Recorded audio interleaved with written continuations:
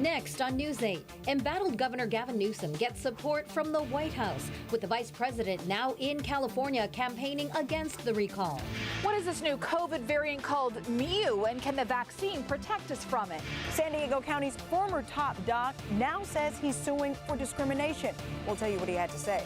9/11, 20 years later, how students are learning about the attacks. With the soft opening in November, the Comic-Con Museum has 2 months to make the old Hall of Champions Museum look tip-top. News 8 at 6 starts right now.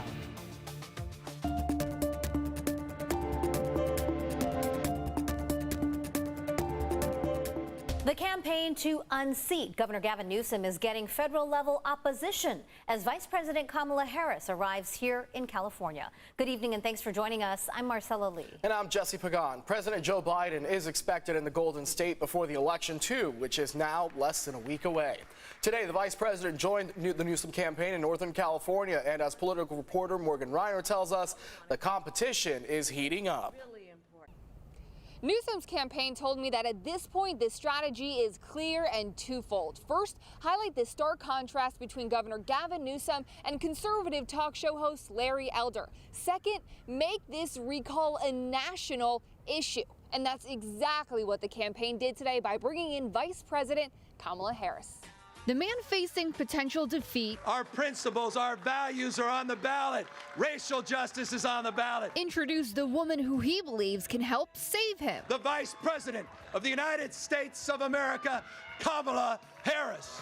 Vice President Kamala Harris echoed the campaign's messaging. This is what's at stake. They wouldn't be trying to recall him, except that he says that access to health care is right and not a privilege of just those who can afford it. Abortion restrictions like the one just passed in Texas. Attacking women's rights, reproductive rights. COVID-19 safety measures. Over 22 million Californians have been vaccinated because of the programs that he led and put in place. And the gift the campaign believes keeps on giving. He said the first thing he do before his first cup of tea is he will sign an executive order eliminating mask wearing for our kids in public schools and eliminating vaccine verification. Elder took to Facebook to say flying in Harris will not make Newsom look any better. California, we are better than that. Harris was the national name, but Wednesday's event came packed with other speakers, the lieutenant governor, attorney general, and more. And a state that believes in helping one another, not planning the fames of bigotry and hate. But in a conversation with Newsom's campaign, I'm told the team is going full steam ahead. Tonight, a new ad with former President Obama is expected to be released, and the White House told me President Joe Biden himself is expected to make his way to the Golden State. The California Republican Party responded to today's event in a statement saying that today's event was pathetic and that the people speaking should get back to doing what they're supposed to be doing. Now, Governor Gavin Newsom's campaign, they agreed with that. The second part, that this recall should end so that they can do exactly that, get back to helping Californians. And just to clarify, on the 4 earlier today, we aired a soundbite from the governor saying that Larry Elder believes immigrants should be microchipped. That statement was actually made by Orrin Heatley, the leader of the recall effort. Meantime, homelessness, wildfires, and COVID-19 were front and center during a Rescue California rally today here in San Diego. The group stopped at the Village restaurant on El Cajon Boulevard this morning as part of a final statewide push to swing voters. Now, this group is not endorsing any of the dozens of challengers on the ballot against Governor Gavin Newsom, but it is hoping that highlighting what they're calling his failure to meet California's challenges will turn voters against him.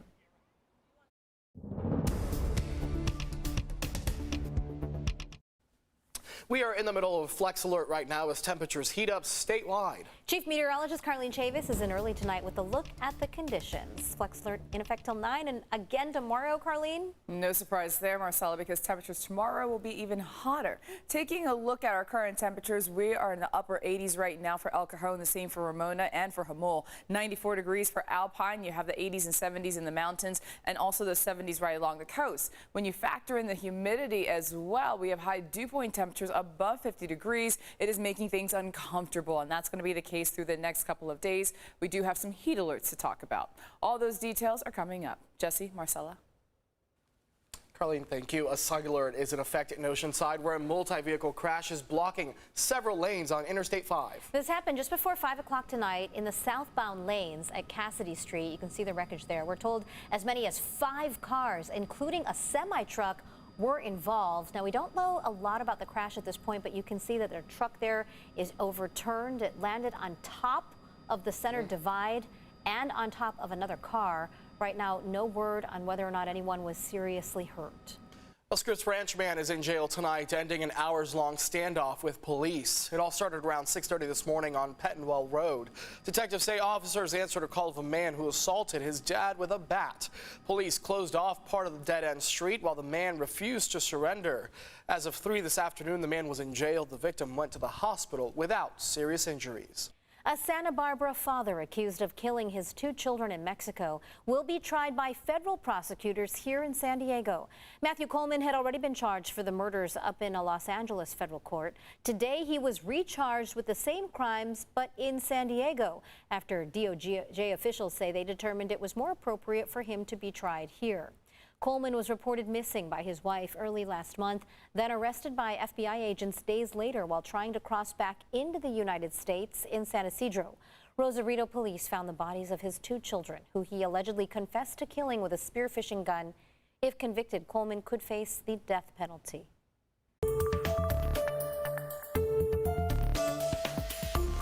The number of COVID-19 infections in the United States this year has blown out the entire total for 2020.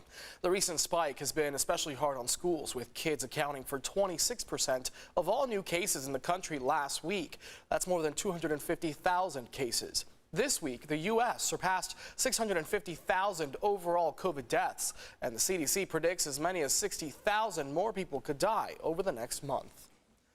Meantime, the new Mu variant is now in all states but Nebraska and is popping up here in California. State officials report 348 Mu cases, and most here are just north of us up in Los Angeles County, with a few cases here in San Diego. News 8's Abby Alford explains its impact in San Diego County and what we know about the new Mu variant. The Mu variant, which is pronounced Mu, not Moo, is the latest COVID strain infecting San Diegans. And while more studies need to be done to determine its severity, a local infectious disease doctor predicts it will be similar to Delta that has ravaged the country. The COVID-19 strain just keeps on mutating. And that means it's remodeling its kitchen, its dining room, etc., to be able to live inside of us and to spread to other people. Well, it may not mutate as fast as other viruses. It's making its way through the Greek alphabet with alpha, beta, gamma, delta, and now Mu.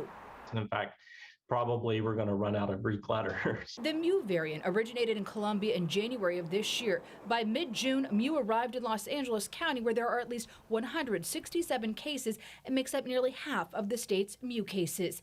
UC San Diego Chief of Infectious Disease and Global Public Health, Dr. Davey Smith, says often, if it's in LA, it's in San Diego too. We know that it's here. We don't know exactly how prevalent it is, but we're getting more and more data from all the new infections that are occurring. San Diego County Health and Human Services reports that there are 24 Mu cases since April. There are not enough studies, which is a good thing, to determine its severity, but Mu cases are expected to rise. Last month, the World Health Organization put Mu on the list of variants of interest so they could study it more to determine if the vaccines give you enough protection against the Mu. This variant has a constellation of mutations that suggests that it would evade certain antibodies, not only monoclonal antibodies, but vaccine and convalescent serum-induced antibodies. Right now, the CDC reports Mu makes up 0.1% of COVID cases in the U.S., while Delta, which is more contagious and more severe for unvaccinated people, accounts for 99% of COVID cases.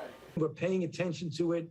We take everything like that seriously, but we don't consider it an immediate threat right now. Bottom line, doctors say don't use breakthrough infections. Those are people who are fully vaccinated and get infected with COVID as an excuse not to get the shots. Doctors say being fully vaccinated will lessen the severity and the length of your symptoms and will also slow the spread of this virus mutating into a more deadlier strain.